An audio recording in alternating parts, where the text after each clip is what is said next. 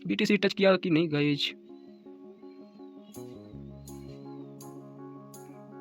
5 minute पे देखेगा इसको। चाटी गायब हो जाता है बहन का लौड़ा।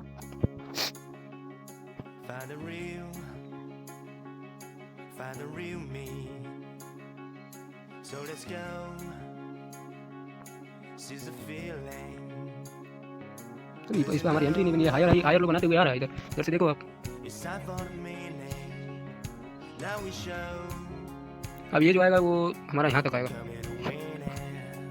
और यहाँ से ये यहाँ तक आएगा और यहाँ से फिर रिटर्न लेगा।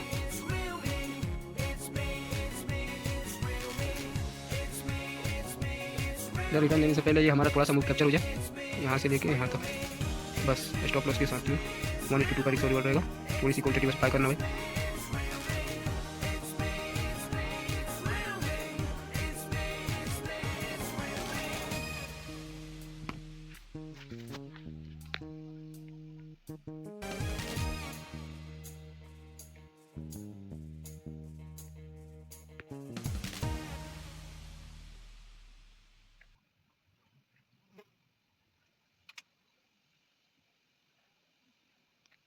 जस्ट ये बहन का टारगेट डन भाई, टारगेट डन।